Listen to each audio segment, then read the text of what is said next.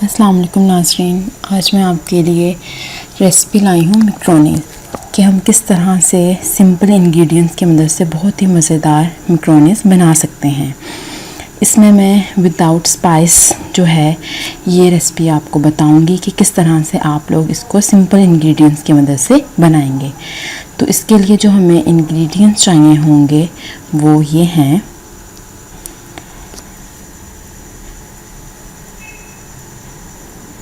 मुझे इसमें चाहिए होगी एक शिमला मिर्च, जिसके अंदर से मैंने बीज को निकाल दिया है और मैंने इसे काट लिया है। इसके साथ मुझे चाहिए होगा बंद गोभी। बंद गोभी का मैंने तकरीबन जो है वो छोटा हाफ फूल लिया था, उसके अंदर से मैंने सख्त पार्ट को निकाल के इसे भी काट लिया है। और मुझे चाहिए होगी सब्ज़ मिर्चें, जिसको मैंने बारीक काट लिया है। और एक अदद चाहिए होगा टमाटर। ये हमारे पास ऑप्शनल है, अगर आप यूज़ करना चाहते हो तो आप करो, मैं इसका यूज़ नहीं करूँगी। और एक जो मुझे चाहिए होगा वो स्मॉल साइज़ का नींबू चाहिए होगा। तो ये सिंपल सी जो सब्ज़ियां हैं मैं मैकरोनी के अंदर यूज़ करूँगी। और इसके अंदर विदाउट जो स्पाइस है, जो स्पेशल जो आप लोग इसके अंदर स्पाइस डालते हुए मैं उसका यूज़ नहीं करूँगी। ये मेरे पास चिकन था जिसे मैंने बॉईल करके इस तरह रेशो में कर लिया है। अगर आपके पास कोई सालन है वो बच चुका है तो आप उसको भी इसके अंदर यूज़ कर सकते हो। और ये मैंने आलू लिए हैं, इसे मैंने पानी में भिगो दिया है। और आप इसको फ्राइज़ की तरह जो है वो इसकी लंबी सी कटिंग कर लें।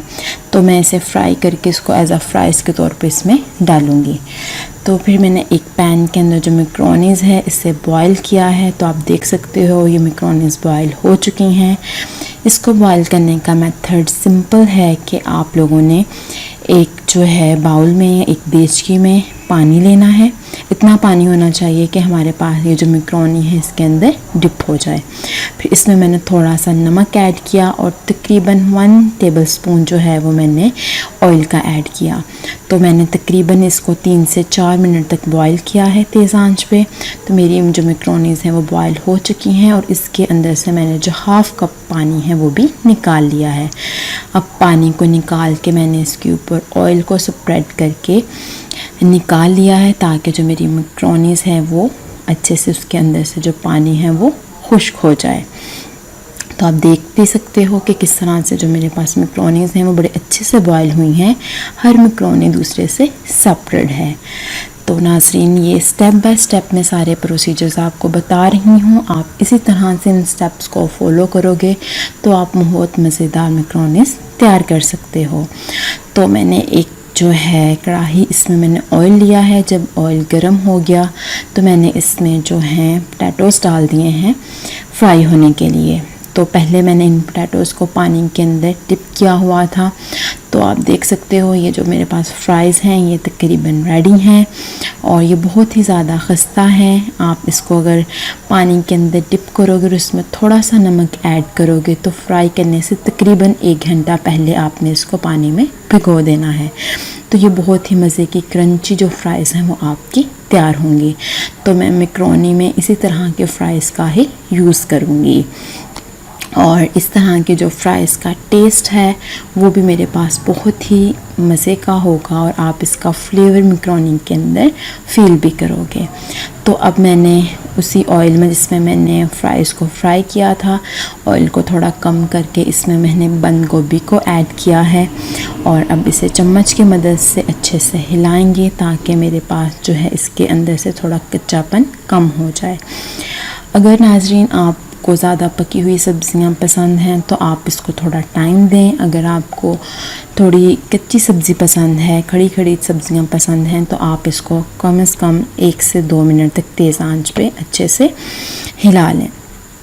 तो मुझे थोड़ी पकी हुई सब्ज़ियां पसंद है इसमें, तो मैं इसे थोड़ा टाइम दूंगी। तो ये जब मुझे लगे कि बंद गोभी का कलर थोड़ा चेंज हो रहा है तो मैंने इसके अंदर जो है वो ग्रीन मिर्च यानी कि सब्ज़ मिर्च को ऐड कर दिया है। तो आपने इसको इसी स्टेप के ऊपर ऐड करना है ताकि मेरे पास जो ग्रीन मिर्च है वो अच्छे से जो है इसके अंदर पक जाए। अगर नाज़रीन आप इसको स्टार्टिंग में ऐड करोगे तो हमारे पास ये जो सब्ज़ मिर्च है ये जल जाएगी। तो आपने इसको बंद गोभी के बाद ही ऐड करना है। और इसको भी मैं अच्छे से हिला लिया है। तो इसको मैं थोड़ी देर के लिए पकने दूंगी। तो अब देख सकते हो इसका कलर चेंज हो गया है। तो मैंने तकरीबन इसमें जो है 1 चम्मच नमक का ऐड किया है और इसे अब मैं चम्मच की मदद से अच्छे से हिला रही हूँ ताकि जो नमक है वो इसमें अच्छे से हल हो जाए। तो आप देख सकते हो कि मैंने इसे चम्मच की मदद से हिलाया है। तो अब हमारे पास तकरीबन जो है बंद गोभी और जो सब्ज़ मिर्च है ये भी थोड़ी पक चुकी है। तो अब मैं इसके अंदर जो है वो सुरख मिर्च ऐड करूँगी। तकरीबन मैंने जो हाफ़ टेबल स्पून जो है वो सुरख मिर्च ऐड की है। इसका फ्लेवर इससे बहुत ही ज़्यादा अच्छा आएगा। तो यहाँ पे थोड़ी सी सुरख मिर्च यूज़ करने का पर्पस भी यही है क्योंकि मैं इसमें एक्स्ट्रा जो स्पाइस है उसका यूज़ नहीं कर रही, तो इस वजह से मैंने इसके अंदर जो है सुरख मिर्च को ऐड किया है। तो मेरे पास थोड़ी सब्जियों की क्वांटिटी ज़्यादा है तो मैं उसके अकॉर्डिंग थोड़ी सुरख मिर्च थोड़ी ज़्यादा ही ऐड करूँगी। तो साथ में ही हम थोड़ी सी इसके अंदर हल्दी भी ऐड करेंगे। जिस तरह पहले मैंने हल्दी ऐड की, फिर मैंने इसमें अब जो है वो सुरख मिर्च को ऐड कर दिया है। हल्दी से इसका जो कलर है वो बहुत ही ज़्यादा खूबसूरत आएगा। तो आप अपने हस्बे ज़रूरत इसके अंदर नमक ऐड कर सकते हैं। हल्दी आप इसको अच्छा कलर देने के लिए यूज़ कर सकते हो और सुरख मिर्च आप लोगों ने अगर स्पाइस यूज़ नहीं करने तो आप इसमें सुरख मिर्च ऐड करोगे। तो वो जो मैंने मैक्रोनी का पानी निकाला था 1 कप में, आप थोड़ा सा उससे डालोगे और इसे साथ साथ पकाते जाओगे ताकि हमारे पास जो सब्ज़ियाँ हैं वो नीचे ना लगें। तो मैं इसे थोड़ी देर के लिए पकने दूँगी। अब आप देख सकते हो कि मेरे पास जो है बंद गोभी का कलर चेंज हो रहा है, बड़ा खूबसूरत सा कलर आ गया है। तो मैं इसके अंदर जो मज़ीद इंग्रेडिएंट्स उसको ऐड करूँगी। तो मैंने नमक थोड़ा चेक किया, मुझे नमक थोड़ा कम लगा तो मैंने इसमें थोड़ा सा नमक जो है वो और ऐड कर दिया है। तो आप अपने टेस्ट के अकॉर्डिंग इसके अंदर जो है नमक मिर्च यूज़ कर सकते हो। अगर आप लोग हल्दी का यूज़ नहीं करना चाहते तो ये ऑप्शनल है, लेकिन आई थिंक आपको ये यूज़ करना चाहिए, इससे इसका जो कलर है वो बहुत खूबसूरत आता है। अब इस स्टेप पे मैंने जो गोश्त को बॉईल किया था उसको अच्छे से जो रेशों के फॉर्म में मैंने कर लिया था, अब मैंने इसके अंदर ऐड कर दिया है।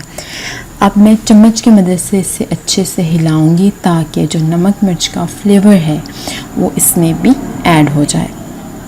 तो इसको अच्छे से हिलाएंगे ताकि ये अच्छे से मिक्स हो जाएं और हर सब्ज़ी में जो फ्लेवर है वो ऐड हो।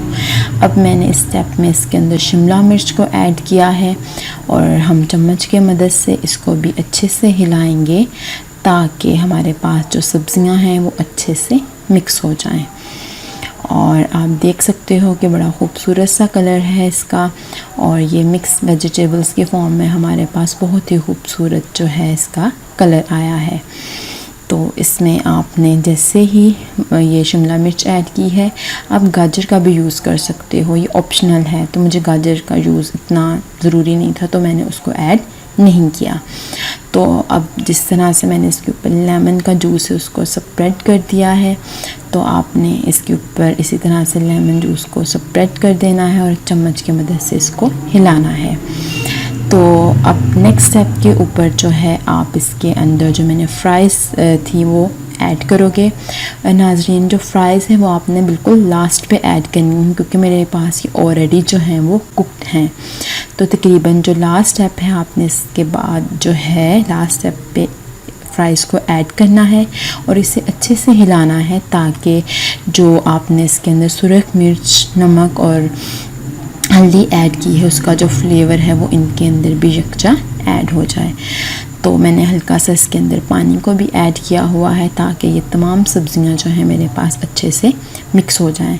तो मैं इसको अच्छे से मिक्स करने के बाद तकरीबन जो है वो 1 मिनट तक पकाऊंगी ताकि हर एक सब्ज़ी में जो फ्लेवर है वो हो जाए। तो जी नाज़रीन, 1 मिनट हो चुका है।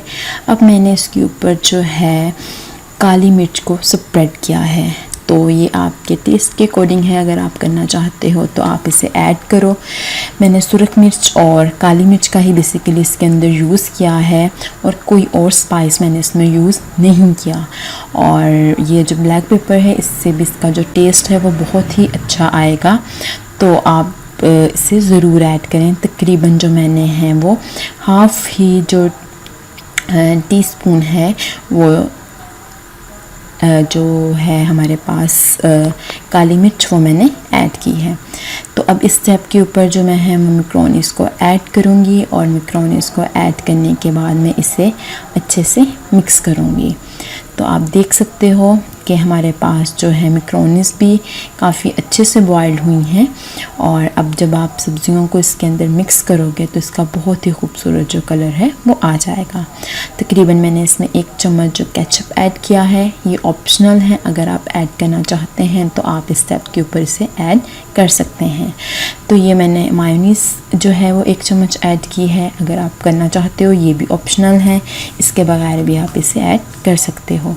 तो ये मज़ेदार सी मैक्रोनीज़ हमारे पास तैयार हैं। इस रेसिपी को ज़रूर ट्राई कीजिए। आई होप सो आपको बहुत पसंद आएगी और इसका टेस्ट भी बहुत ही अच्छा है। दुआ में याद रखिए। अल्लाह हाफ़िज़।